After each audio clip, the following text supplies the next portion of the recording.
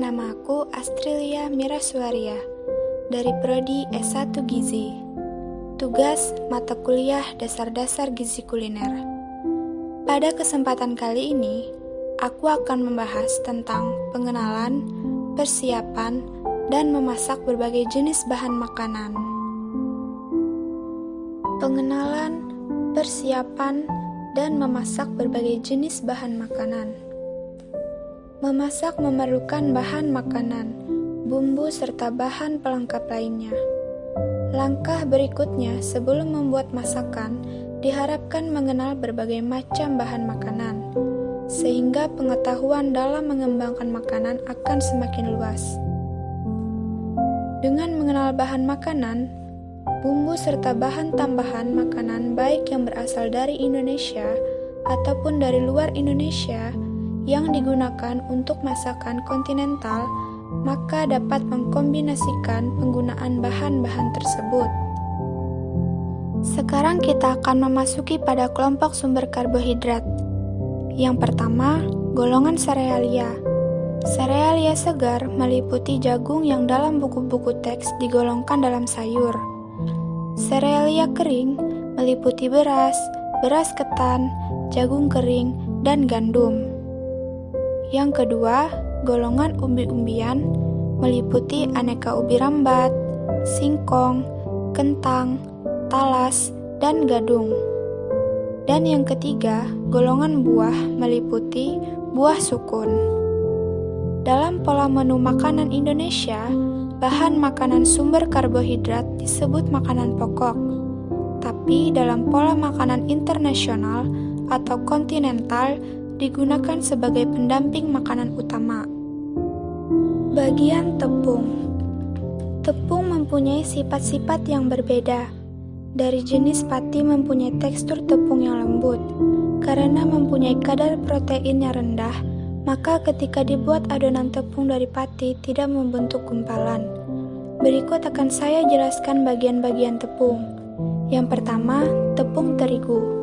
Terdapat jenis tepung terigu berdasarkan kandungan proteinnya rendah hingga tinggi. Tepung ini bila dibuat adonan akan menghasilkan adonan kental dan terbentuk gluten yang merupakan jenis protein tepung terigu. Pemakaian kandungan protein bergantung dari masakan yang akan dibuat.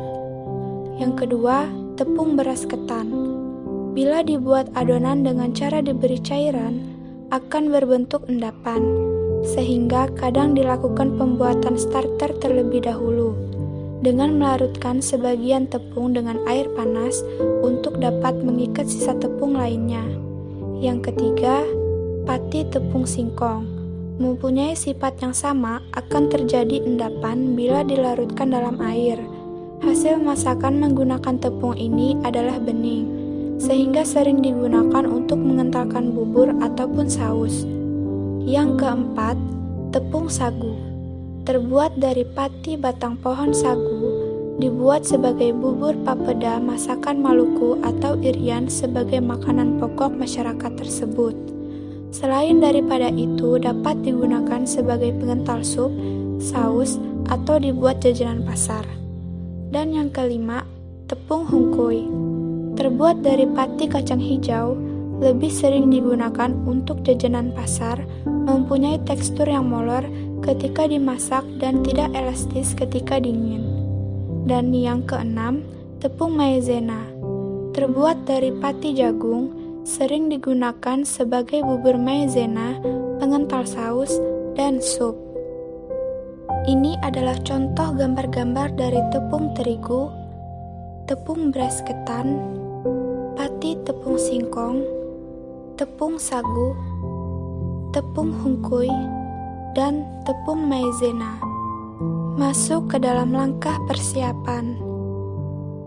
Yang pertama, persiapan memasak beras adalah dicuci terlebih dahulu, kemudian ditiriskan sebelum dimasak. Yang kedua, persiapan pada sumber karbohidrat arang pada kelompok umbi dan buah adalah dikupas dan dicuci. Beberapa umbi sebelum dimasak dilakukan perendaman dahulu berulang-ulang. Misalnya, pada singkong, bila jenis singkong yang mengandung asam sianida, dan pada kentang akan mengalami browning.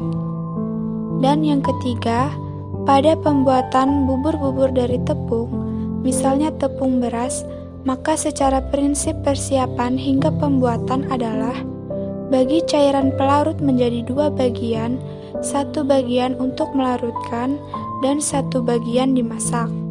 Setelah mendidih, kecilkan api dan masukkan larutan tepung tersebut.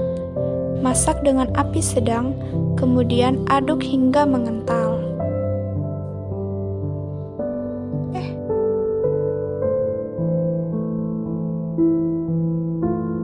B.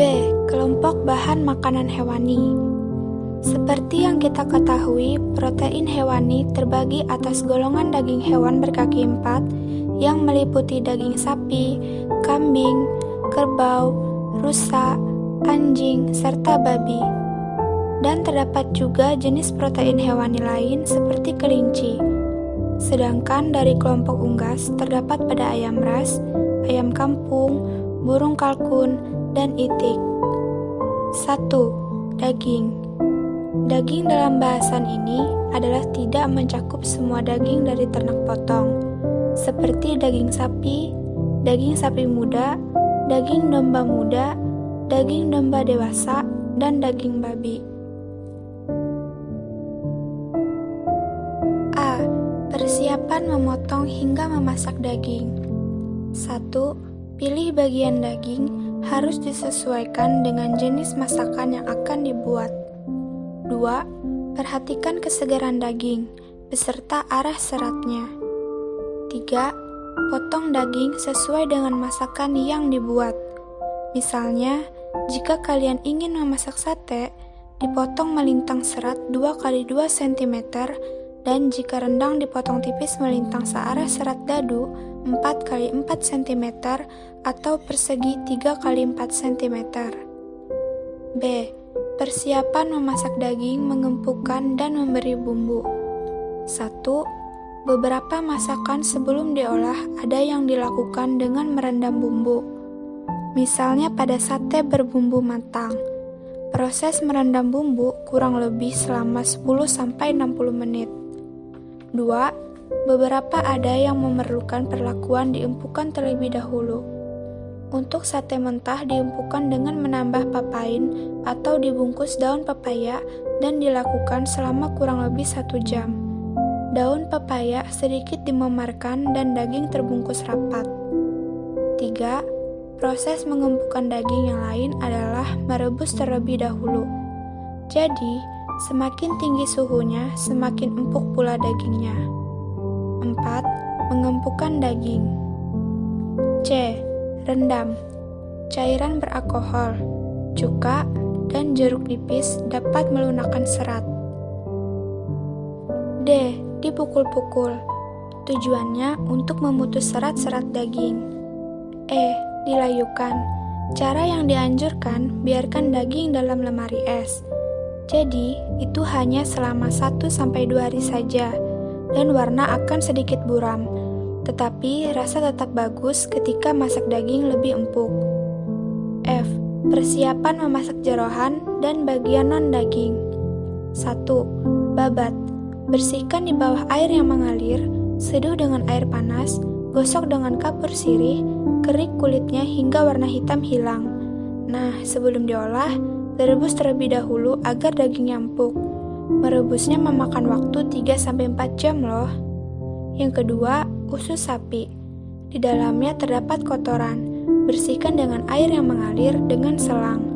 Usus direbus terlebih dahulu dengan jahe, salam, dan lengkuas. Untuk usus muda berbentuk lingkar itu mengandung lemak yang tinggi. Jadi tidak perlu dibersihkan dengan cara dimasukkan ke dalam pipa usus ya teman-teman. Yang ketiga, lidah sapi. Bersihkan lendir dengan garam, lalu cuci, kemudian rebus 5 menit, dan kupas kulitnya. Bila ingin diolah, direbus kembali selama kurang lebih 1 jam hingga empuk. Yang keempat, otak sapi. Setelah dikeluarkan dari tempurung kepala, rendam dengan air dingin 1-2 jam agar darah membeku. Jadi, setelah otak sapi dicuci, kemudian dikukus sebentar dan dibuang guratan sarap hitamnya. Yang kelima, paru. Dicuci hingga bersih. Setelah itu, paru direbus setengah matang, kemudian diiris tipis. Nah, barulah kalian dapat mengolah keripik paru, dendang paru, dan lain-lainnya. Yang keenam, kikil, merupakan kulit kaki sapi. Adapun caranya yaitu bersihkan dari bulu-bulu, kemudian kupas kulit keras. Langkah selanjutnya direbus dan tambahkan kaldu agar tidak anyir. Yang terakhir adalah cingur sapi, adalah moncong mulut sapi. Pada masakan rujak cingur, bagian ini yang digunakan. Sebelum diolah, rebus dahulu setengah matang, kemudian kupas kulitnya.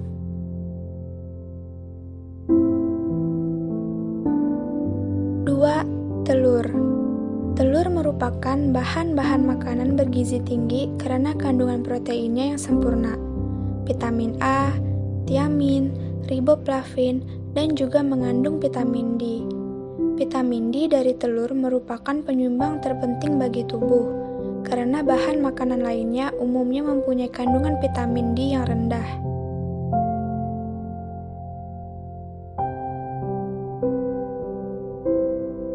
A. Fungsi telur dalam kuliner. 1. Sebagai perekat atau pengikat. Karena sifat protein adalah proses penggumpalan putih telur yang mengandung protein lebih tinggi yang biasanya digunakan untuk merekatkan adonan. 2. Sebagai pengental. Fungsi ini dikaitkan dengan kemampuan emulsi pada bagian kuning telur. Jadi, emulsi itu adalah campuran antara dua jenis cairan secara normal tidak dapat tercampur. 3. Sebagai pengembang. Pada fungsi ini diperoleh bagian putih telur yang mengandung albumin dengan cara pengocokan dengan kecepatan tinggi dan konstan, maka protein yang terdapat pada putih telur berperan dalam pembentukan buih yang disebut dengan ovalbumin, ovomusin, dan ovoglobin. Yang keempat, sebagai pelembut atau pengempuk. Fungsi ini terdapat pada kuning telur, karena susunan kuning telur sebagian besar adalah lemak. Dan yang terakhir, yaitu sebagai perwarna atau garnish dan rasa gurih. Fungsi ini dipakai pada kuning telur. Kuning telur memberikan rasa yang gurih yang dapat meningkatkan rasa pada masakan. B. Persiapan memasak telur. 1. Memecahkan telur. Bila digunakan semua bagian, cukup meratakan bagian tengahnya saja dan langsung dibuka. Namun, hanya mengambil bagian putih dan akan digunakan busa putih telur, maka harus hati-hati jangan sampai kuning telur tercampur. 2. Mengocok telur. Gunakan garpu untuk mencampur putih dan kuning telur untuk yang tidak membutuhkan busa. 3. Mengocok busa putih telur. Untuk berhasil dalam membuat busa putih telur, ada beberapa persyaratan, yaitu tidak tercampur dengan kuning telur, wadah dan alat pengocok kering tidak tercemar dengan minyak, kemudian kocok dengan kecepatan tinggi dan stabil. C. Masakan dasar telur. 1. Boiling. A. Setengah matang atau soft boiling. Bila menggunakan telur dengan berat 50 gram, maka waktu yang diperlukan adalah 3 menit setelah air mendidih. B. Matang lunak atau soft boiling. Untuk hasil pematangan lunak, bagian putih sudah mengeras dan bagian kuning sudah menggumpal. Tetapi lunak lama pemasakan 5 menit dengan berat telur 50 gram dihitung dimulai dari mendidih pada telur dengan berat 70 gram. C. Panas keras atau hard boiling. Untuk mendapatkan telur rebus keras, waktu yang dibutuhkan adalah 10 menit dimulai dari air dingin atau 12 menit dari air mendidih untuk telur dengan berat 70 gram. 2. Poaching. Memasak telur ceplok dalam air mendidih untuk perebus diberi air cuka agar hasilnya bagus, gunakan alat pemasak yaitu wajan. Lalu, pecahkan telur 3 sekaligus dalam wajan yang telah terisi oleh air yang mendidih. Kemudian, kecilkan api dan angkat menggunakan sodet yang berlubang. 3. Scrambled eggs. Ambil 4 butir telur, kocok hingga rata, dapat diberi susu, kaldu, bumbu, garam, lada, serta 30 mg mentega. Gunakan wajan yang bertangkai. Kecilkan api selama memasak dan waktu kurang lebih 5 menit. 4. Frying. Menggunakan minyak yang banyak. Bisa telur mata sapi dan hasilnya menggelembung, tetapi putih telur tidak gosong.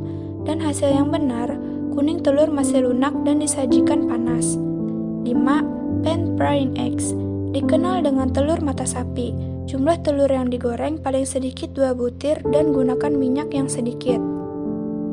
6. Dadar atau omelet. Ada 3 tipe omelet, yaitu yang pertama folded omelet, yang kedua flat omelet, dan yang ketiga souffle omelet. 7. Dikukus atau steam. Yang perlu diperhatikan untuk mengukus telur adalah gunakan api yang sedang setelah air pengukus mendidih. 8. Bain-marie dalam oven. Masakan yang terkenal untuk teknik ini adalah membuat custard atau puding karamel. Yang perlu diperhatikan yaitu suhu oven jangan terlalu panas dan awasi agar air dalam loyang jangan sampai habis. 3. Ayam dan unggas. Pada umumnya, unggas yang dipergunakan dalam pemasakan adalah ayam, itik, kalkun, angsa, dan bermacam-macam burung. Ayam terbagi atas ayam ras dan ayam bukan ras. A. Ayam ras adalah ayam negeri. Ada ayam negeri yang memang dijadikan pedaging dan ayam negeri yang dijadikan petelur. Ayam petelur juga dapat dimasak aneka masakan dengan teknik boiling seperti aneka soto. B. Ayam bukan ras disebut ayam kampung. Jenis ayam ini dipelihara secara bebas, mempunyai tekstur daging yang lebih keras dan umur yang relatif lebih lama. Sangat cocok untuk dimasak gulai, soto, pindang ayam, dan lain-lain. Sekarang kita akan memasuki langkah persiapan memasak ayam. 1. Membersihkan bulu halus dengan cara digarang di atas api, memotong kuku, paruh, dan kulit kasar pada bagian kaki. 2. Memotong ayam. 3. Mengikat ayam untuk dimasak utuh dan diisi pada bagian rongga badan. Pada masakan kontinental terdapat teknik masakan di mana ayam dimasak dalam potongan utuh. Salah satunya roasting, agar bentuk posisi ayam bagus. Pada kaki bagian atas diikat dengan benang. 4. Membumbui ayam, merendam dengan bumbu. Mempersiapkan ayam untuk dimasak setelah dipotong kemudian memberikan bumbu. Pada ayam negeri, dagingnya mudah sekali empuk sehingga pemberian bumbu dapat dilakukan ketika mentah ataupun dimatangkan setengah matang dengan cara mengungkap. B. Memasak ayam. Daging ayam mempunyai rasa yang netral. Lama memasak dipengaruhi dari jenis ayam yang dipilih. Teknik masak media air dapat dibuat aneka jenis soto, perkedel kukus, pindang ayam, dan pepes ayam. Begitu juga teknik memasak kering aneka ayam panggang dengan berbagai bumbu. Selanjutnya yang keempat yaitu ikan. Ikan mempunyai senyawa bioaktif yang sangat baik untuk kesehatan, yaitu protein dengan asam amino dengan daya cerna yang tinggi dan mudah diserap. Lemak dengan omega 3 di samping vitamin dan mineral, terutama pada ikan air laut. Sehingga dari kandungan inilah maka ikan sangat baik untuk pertumbuhan, terutamanya pada sel otak. 1. Jenis ikan. Ikan air laut merupakan ikan yang hidup dan berkembang biak di air asin. Ikan air tawar yaitu ikan yang hidup dan berkembang biak di danau, sungai, dan kolam peliharaan. Contohnya yaitu ikan air tawar, ikan mas, ikan mujair, dan ikan sepat. Jenis ikan berdasarkan kandungan lemak dikelompokkan menjadi 3. 1. Lean fish. Ikan tak berlemak, kandungan lemak 2%. Yang kedua, medium fat fish. Kandungan lemak antara 2-5%, misalnya pada minyak hati ikan. Dan yang ketiga, fat fish. Ikan berlemak tinggi lebih dari 5%. Pigmen warna lebih banyak, warna lebih kuning dibanding lean fish, contohnya pada ikan salmon. Penggolongan ikan berdasarkan bentuk badan. 1. Flatfish, bertubuh agak gepeng atau pipih. Contohnya pada ikan bawal hitam, bawal putih, ikan pari, dan ikan lidah. Yang kedua, roundfish, ikan yang bertubuh agak lonjong dan kembung. Contohnya pada ikan tongkol, tenggiri, dan salmon. Kemudian, pada potongan ikan terbagi menjadi 6. 1. Whole, memasak ikan dalam bentuk utuh hanya dibersihkan isi perut dan insangnya saja. 2. Dressed fish, bentuk potongan ikan di mana kepala, semua sirip, serta ekor dikeluarkan. Yang ketiga, loin, potongan ikan bagian utama dari ikan bulat besar yang berada di atas tulang belakang disebut potongan punggung atas pada ikan tuna dan ikan marlin. Yang keempat, fillet, merupakan cara memotong ikan dimulai dari sisi tulang belakang. Yang kelima, steak, jenis potongan melintang tebal dari ikan bundar tegak lurus dengan tulang belakang. Dan yang keenam, butterfly fillet, dilakukan pada ikan kecil seperti ikan sarden. Selanjutnya, memasak ikan tidak membutuhkan waktu yang lama. Seperti pada bagian menggoreng, gunakan minyak dalam jumlah yang banyak hingga memperoleh hasil yang crispy dan kering. Dan yang kedua, pada bagian mengukus atau merebus. Memasak teknik mengukus untuk ikan dapat mempertahankan mutu kandungan bioaktif yang ada pada ikan. Yang ketiga, stir frying. Untuk membuat main course, ikan menggunakan teknik masak ini dapat dilanjutkan dengan memasukkan ke dalam oven. Yang keempat, microwave. Bila teman-teman ingin memasak ikan secara cepat dengan microwave, maka buat guratan ikan dan beri cairan dalam wadah yang tertutup. 5. Seafood. Seafood adalah makanan berasal dari laut, termasuk di dalamnya ikan. Namun yang akan dibahas kali ini adalah selain ikan, yaitu udang, cumi-cumi, kerang, rajungan, dan kepiting. Syarat masakan ikan yang baik dan enak adalah kesegaran dari ikan. Demikian pula untuk seafood. Galah kesegaran dari seafood tersebut. Kali ini saya akan membahas tentang kesegaran seafood. Yang pertama, pada udang. Tekstur daging masih keras, warna tidak berubah menjadi merah, bau segar, dan kepala tidak mudah copot. Yang kedua, cumi-cumi. Tekstur daging masih kenyal, tidak berbau, kepala cumi tidak mudah copot. Yang ketiga, kerang. Tekstur daging masih kenyal, bau masih segar. Dan yang keempat, rajungan. Biasa dijual mati, maka kesegaran dapat dilihat dari aroma dan tubuh rajungan tidak terlepas-lepas. Dan yang terakhir, kepiting. Dijual dalam keadaan hidup. 6. Protein nabati. Sumber bahan makanan nabati atau protein nabati berasal dari kacang-kacangan dan hasil olahannya. Kacang-kacangan yang mudah didapat adalah dalam bentuk kering, demikian pula untuk hasil olahan tepung, misalnya tepung kacang hijau, tepung kacang merah, dan lain sebagainya. Tempe dan tahu serta tauco, kecap merupakan hasil olah kacang kedelai. Yang ketujuh yaitu sayuran. Sayuran merupakan sumber vitamin dan mineral yang banyak, serta kandungan bioaktif lainnya yaitu fitosemikal dan serat. Vitamin terbagi atas vitamin yang larut dalam air dan mudah rusak serta vitamin tidak larut dalam air. Kali ini saya akan membahas tentang jenis-jenis sayuran, yaitu meliputi sayuran daun, sayuran akar, sayuran batang, sayuran buah, serta sayuran tunas. Pertama yang akan saya bahas yaitu sayuran daun meliputi bayam, kangkung, pepaya, daun katuk, lembayung, ubi, serta kelakai. Dan yang kedua yaitu sayuran akar meliputi wortel, lobak, kentang, dan yang lain-lainnya seperti masakan kategori makanan pokok. Kemudian sayuran buah meliputi terong, pare, labu siam, labu air pare, dan tomat. Dan yang terakhir yaitu sayuran tunas meliputi toge, kacang kedelai, kacang hijau, wijen, rebung, dan asparagus. Dan yang kedelapan adalah buah-buahan.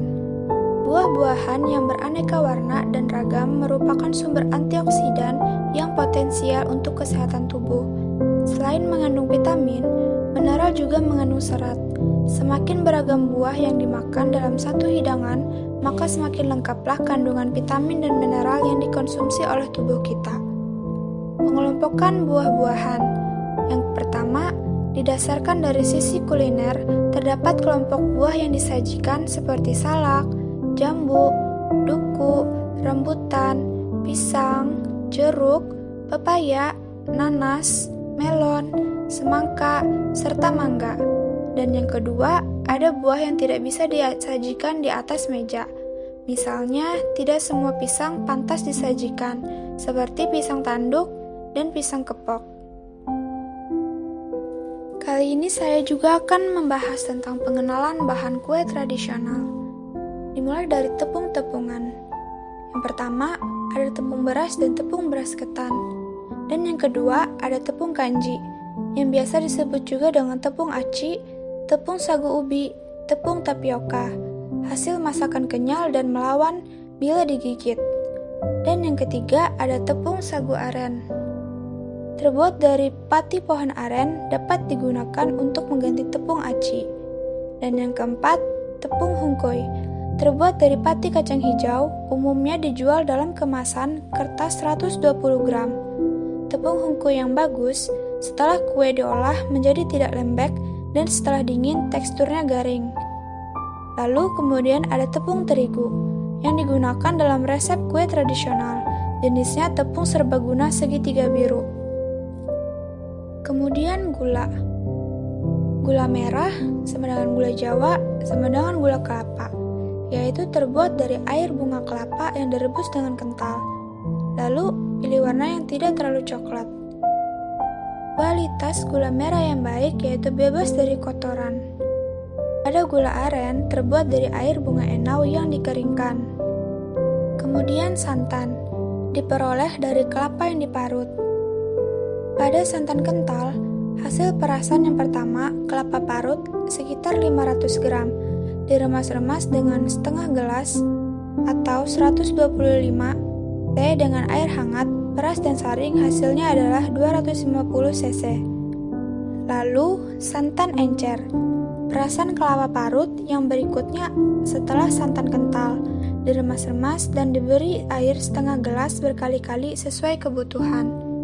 Kemudian, santan instan, bentuknya ada yang cair atau krim dan bubuk.